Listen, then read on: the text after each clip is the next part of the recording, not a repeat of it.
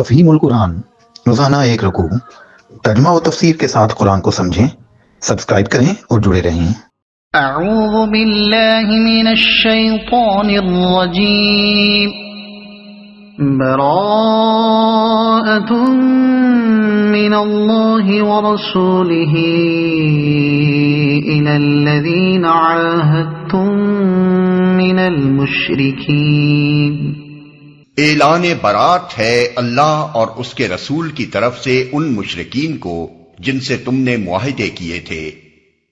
اعلان برات ہے جیسا کہ سورہ کے دیباچے میں بیان کیا جا چکا ہے، یہ خطبہ رکوع 5 کے آخر تک 9 ہجری میں اس وقت نازل ہوا تھا جب نبی صلی اللہ علیہ وسلم حضرت ابوبکر رضی اللہ عنہ کو حج کے لیے روانہ کر چکے تھے۔ ان کے پیچھے جب یہ نازل ہوا تو صحابہ کرام نے حضور سے عرض کیا کہ اسے ابوبکر کو بھیج دیجئے تاکہ وہ حج میں اس کو سنا دیں، لیکن آپ نے فرمایا کہ اس اہم معاملے کا اعلان میری طرف سے میرے ہی گھر کے کسی آدمی کو کرنا چاہیے۔ چنانچہ آپ نے حضرت علی رضی اللہ عنہ کو اس خدمت پر مامور کیا اور ساتھ ہی ہدایت فرما دی کہ حاجیوں کے مجمع عام میں اسے سنانے کے بعد حسب ذیل 4 باتوں کا اعلان بھی کر دیں۔ 1، جنت میں کوئی ایسا شخص داخل نہ ہوگا جو دین اسلام کو قبول کرنے سے انکار کرے۔ 2، اس سال کے بعد کوئی مشرک حج کے لیے نہ آئے۔ 3، بیت اللہ کے گرد برہنہ طواف کرنا ممنوع ہے۔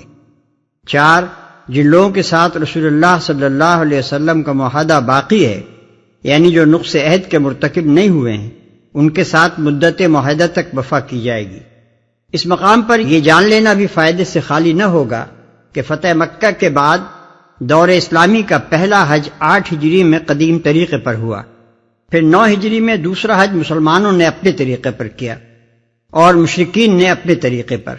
اس کے بعد تیسرا حج 10 ہجری میں خالص اسلامی طریقے پر ہوا، اور یہی وہ مشہور حج ہے جسے حجۃ الوداع کہتے ہیں۔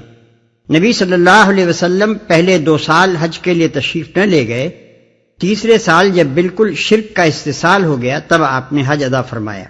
ان مشرکین کو جن سے تم نے معاہدے کیے تھے۔ سورہ انفال آیت 58 میں گزر چکا ہے کہ جب تمہیں کسی قوم سے خیانت یعنی نقص عہد اور غداری کا اندیشہ ہو تو علل اعلان اس کا معاہدہ اس کی طرف پھینک دو اور اسے خبردار کر دو کہ اب ہمارا تم سے کوئی معاہدہ باقی نہیں ہے۔ اس اعلان کے بغیر کسی معاہد قوم کے خلاف جنگی کارروائی شروع کر دینا خود خیانت کا مرتکب ہونا ہے۔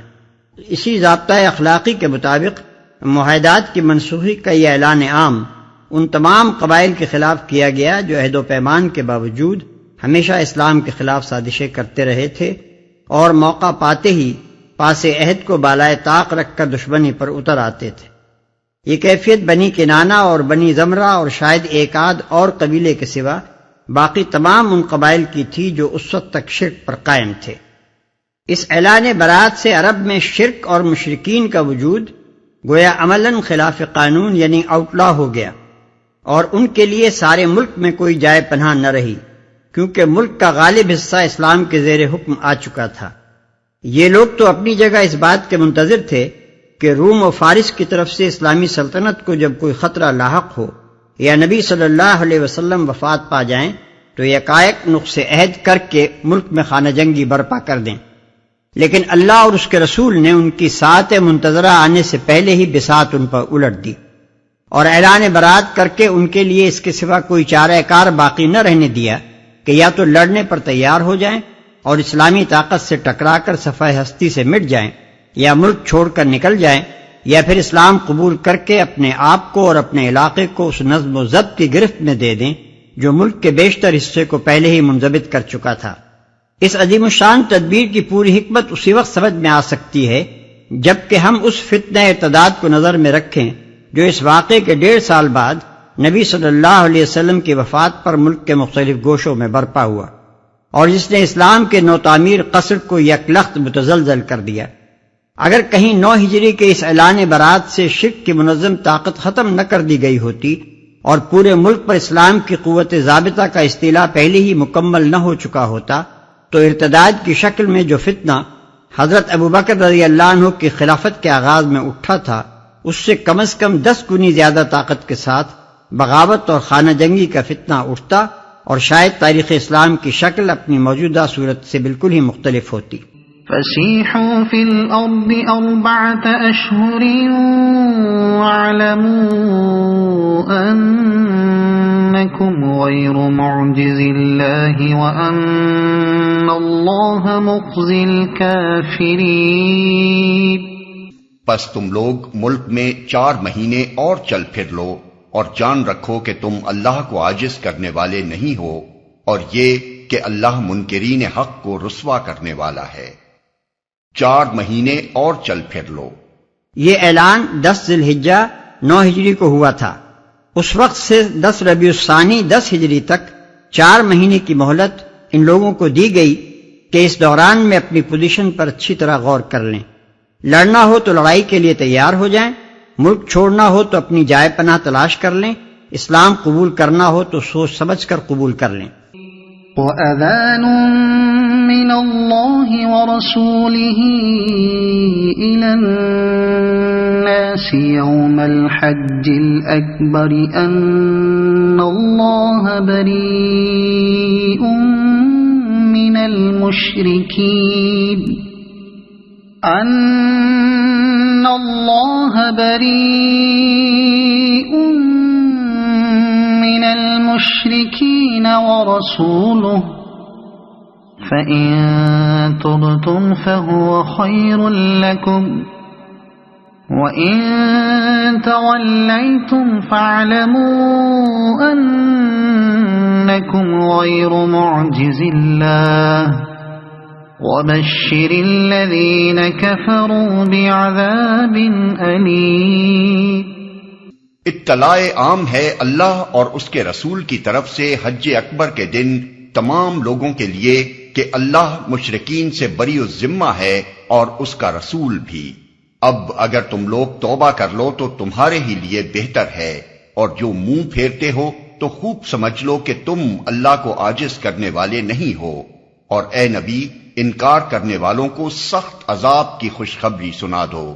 حج اکبر کے دن یعنی 10 ذی الحجہ جسے یوم النحر کہتے ہیں، حدیث صحیح میں آیا ہے کہ حجۃ الوداع میں نبی صلی اللہ علیہ وسلم نے خطبہ دیتے ہوئے حاضرین سے پوچھا یہ کون سا دن ہے؟ لوگوں نے عرض کیا یوم النحر ہے۔ فرمایا ھذا یوم الحج الاکبر، یہ حج اکبر کا دن ہے۔ حج اکبر کا لفظ حج اصغر کے مقابلے میں ہے۔ اہل عرب عمرے کو چھوٹا حج کہتے ہیں، اس کے مقابلے میں وہ حج جو ذو الحجہ کی مقررہ تاریخوں میں کیا جاتا ہے حج اکبر کہلاتا ہے۔ إِلَّا الَّذِينَ عَاهَدتُّم مِّنَ الْمُشْرِكِينَ ثُمَّ لَمْ يَنقُصُوكُمْ شَيْئًا وَلَمْ يُظَاهِرُوا عَلَيْكُمْ أَحَدًا فَأَتِمُّوا إِلَيْهِمْ عَهْدَهُمْ إِلَى مُدَّتِهِمْ إِنَّ اللَّهَ يُحِبُّ الْمُتَّقِينَ۔ بجز ان مشرکین کے جن سے تم نے معاہدے کیے، پھر انہوں نے اپنے عہد کو پورا کرنے میں تمہارے ساتھ کوئی کمی نہیں کی اور نہ تمہارے خلاف کسی کی مدد کی، تو ایسے لوگوں کے ساتھ تم بھی مدت معاہدہ تک وفا کرو، کیونکہ اللہ متقیوں ہی کو پسند کرتا ہے۔ اللہ متقیوں ہی کو پسند کرتا ہے۔ یعنی یہ بات تقویٰ کے خلاف ہوگی کہ جنہوں نے تم سے کوئی عہد شکنی نہیں کی ہے ان سے تم عہد شکنی کرو۔ اللہ کے نزدیک پسندیدہ صرف وہی لوگ ہیں جو ہر حال میں تقویٰ پر قائم رہیں۔ فَإِذَا انسَلَخَ الْأَشْهُرُ الْحُرُمُ فَاقْتُلُوا الْمُشْرِكِينَ حَيْثُ وَجَدتُّمُوهُمْ وَخُذُوهُمْ وَاحْصُرُوهُمْ وَاقْعُدُوا لَهُمْ كُلَّ مَرْصَدٍ فَإِن تَابُوا وَأَقَامُوا الصَّلَاةَ وَآتَوُا الزَّكَاةَ فَخَلُّوا سَبِيلَهُمْ إِنَّ اللَّهَ غَفُورٌ رَّحِيمٌ۔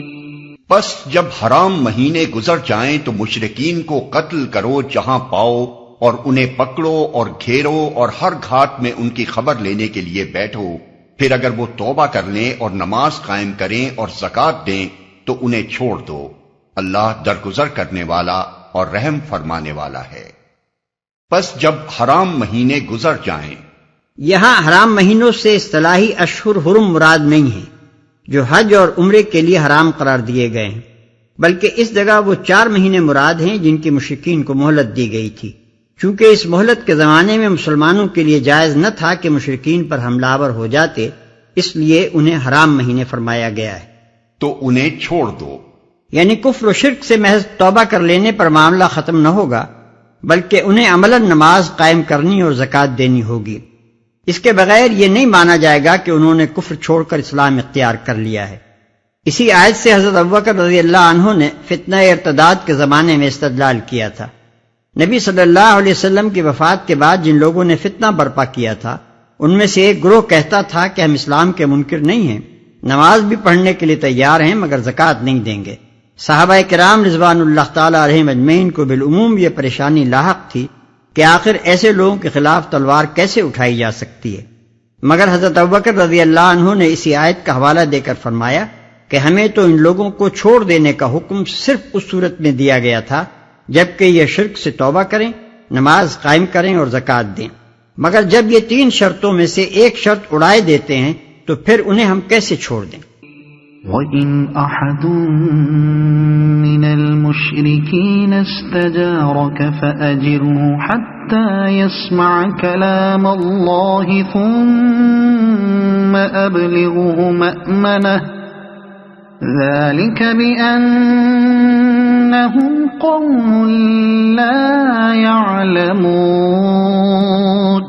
اور اگر مشرکین میں سے کوئی شخص پناہ مانگ کر تمہارے پاس آنا چاہے تاکہ اللہ کا کلام سنے تو اسے پناہ دے دو یہاں تک کہ وہ اللہ کا کلام سن لے، پھر اسے اس کے مامن تک پہنچا دو۔